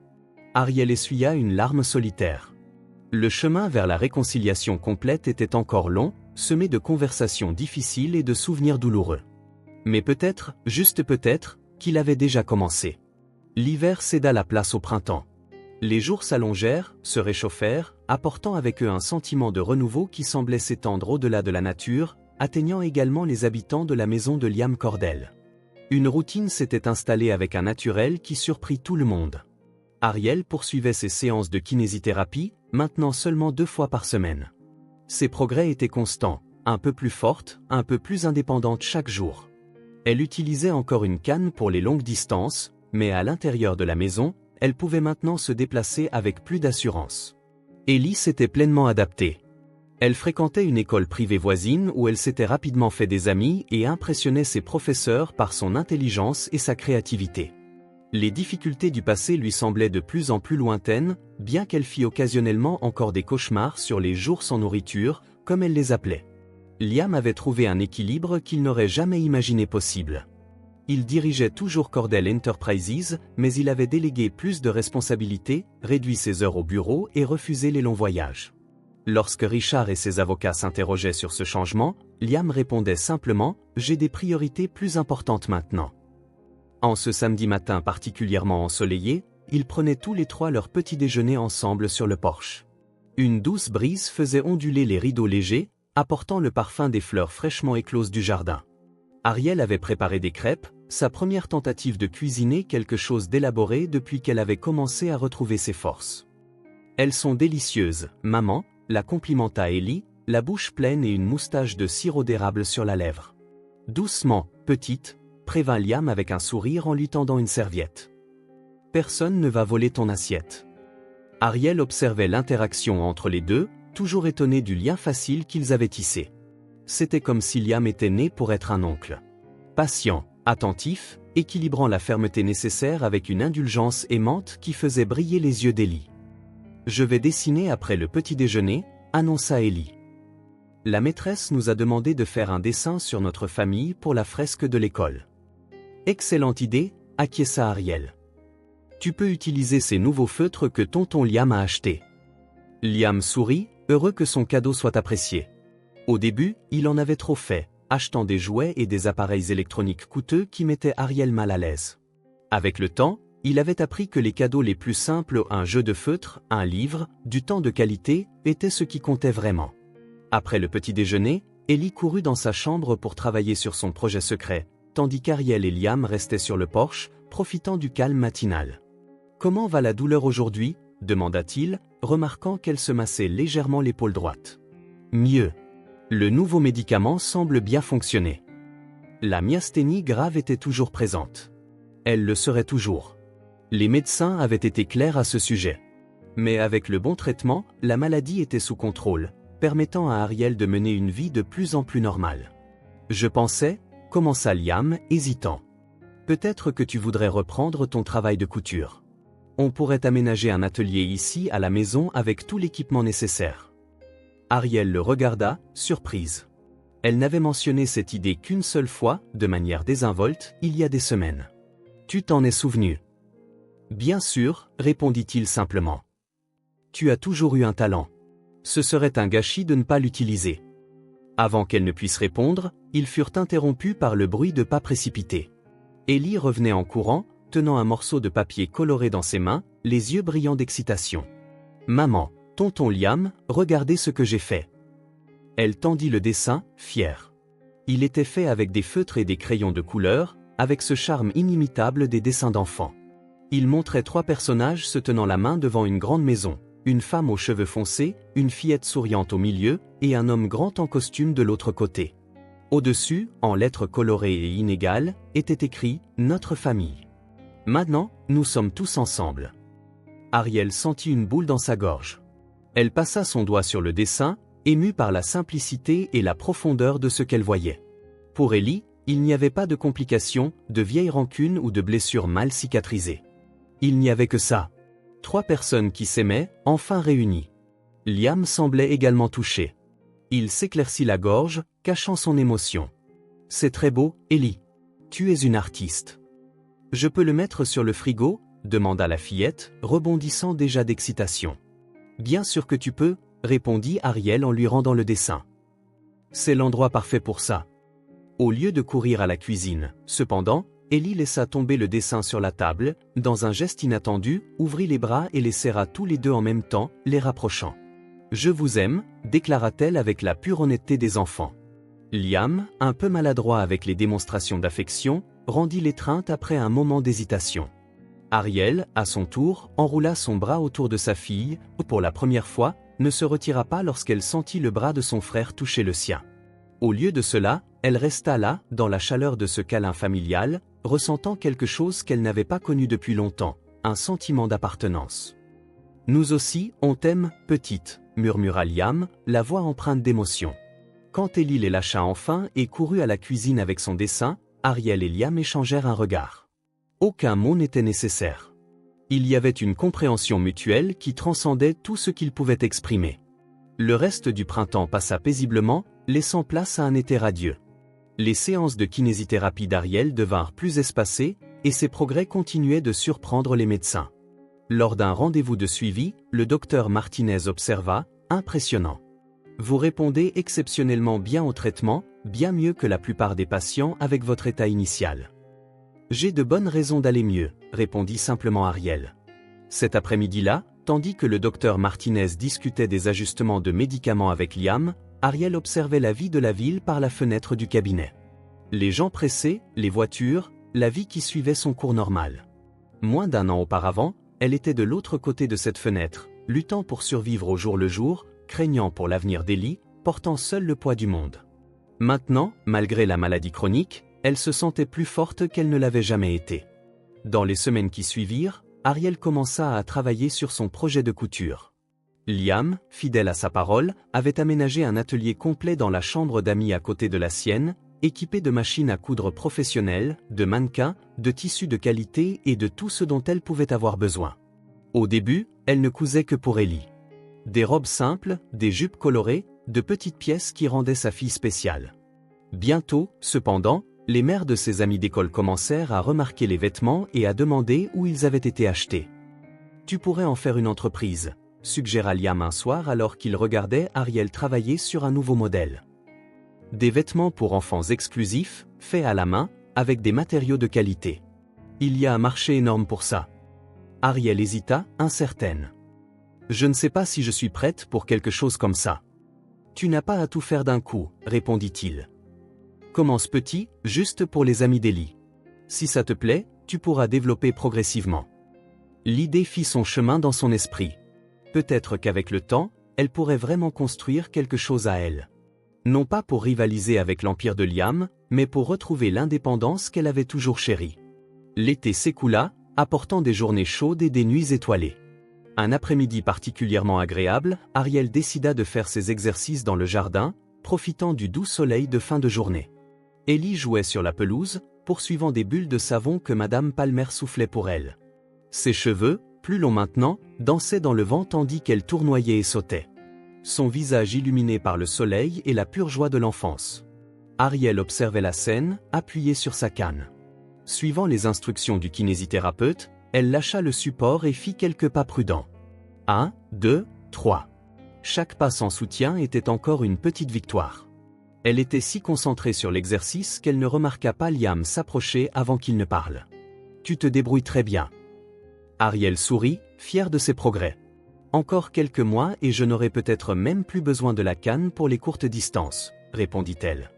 Ils se tinrent côte à côte, regardant Ellie, qui avait maintenant convaincu Madame Palmer de jouer à chat. Le son des rires enfantins remplissait l'air comme une musique. « Elle est heureuse, » commenta Liam. « Oui, elle est plus heureuse que je ne l'ai vue depuis longtemps. » Un silence confortable s'installa entre eux. Ce n'était plus le silence tendu des premiers jours à l'hôpital, ni le silence prudent des premiers mois de cohabitation. C'était le silence de deux personnes qui avaient enfin trouvé la paix en la présence l'une de l'autre. Soudain, dans un geste qui les surprit tous les deux, Liam tendit la main et prit celle d'Ariel. « Merci de m'avoir laissé revenir, » dit-il, la voix basse mais pleine d'émotion. Ariel regarda leurs mains jointes, sa main forte tenant la sienne, qui tremblait encore occasionnellement. Elle ne retira pas la sienne. Au lieu de cela, elle prit une profonde inspiration et répondit avec une égale sincérité, « Merci de ne pas avoir abandonné. » Les yeux de Liam brillèrent d'une émotion qu'il n'essaya pas de cacher. « Vous deux, vous n'aurez plus à vous soucier de rien, » affirma-t-il avec conviction. « Je prendrai soin de vous. » En d'autres temps, Ariel aurait rejeté une telle déclaration, l'interprétant comme du contrôle ou de la supériorité. Mais maintenant, connaissant le nouveau Liam, ou peut-être le vrai Liam, qui avait toujours existé sous la façade du dirigeant, elle comprit la promesse pour ce qu'elle était vraiment, un engagement d'amour, pas une démonstration de pouvoir. À cet instant, Ariel le crut. Pas seulement les mots, mais l'homme qui les prononçait. Le frère qu'elle avait redécouvert. La famille qu'il reconstruisait. Ellie les remarqua en train de parler et courut vers eux, le visage rougi par le jeu, les yeux brillants de bonheur. « Maman, tonton Liam, venez jouer avec moi. »« Vas-y », encouragea Ariel en voyant l'hésitation de Liam. « Je regarderai d'ici. » Il sourit, serra doucement sa main avant de la lâcher, et courut rejoindre sa nièce dans le jeu. Bientôt, le toujours impeccable Liam Cordell eut les cheveux en désordre et la chemise sortie du pantalon, riant comme un garçon en essayant d'attraper Ellie, qui s'échappait avec agilité. Ariel observait la scène, le cœur plein. Comment la vie pouvait-elle autant changer en si peu de temps? Comment des blessures si profondes pouvaient-elles commencer à guérir? Comment le destin pouvait-il transformer une nuit de désespoir en un nouveau départ? À l'horizon, le soleil commençait à se coucher, peignant le ciel de nuances d'orange et de rose. La douce brise bruissait dans les feuilles des arbres, créant une mélodie naturelle qui se mêlait aux rires d'Ellie et de Liam. La maison qui semblait autrefois trop grande, trop froide, était maintenant remplie de quelque chose qu'aucune décoration coûteuse ne pouvait fournir. L'amour, le pardon, l'espoir, une seconde chance.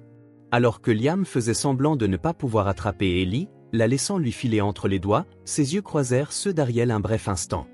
Un sourire se forma entre eux. Pas le sourire poli et distant de leur première rencontre, mais un sourire sincère, complice, familier. À cet instant, il comprit qu'il avait trouvé tout ce qu'il avait passé sa vie à essayer d'acheter, une famille. Si cette histoire a touché votre cœur, abonnez-vous à la chaîne et activez les notifications pour ne pas manquer les prochaines. Laissez un like, car cela aide cette histoire à être recommandée à plus de personnes. On se retrouve dans la prochaine vidéo.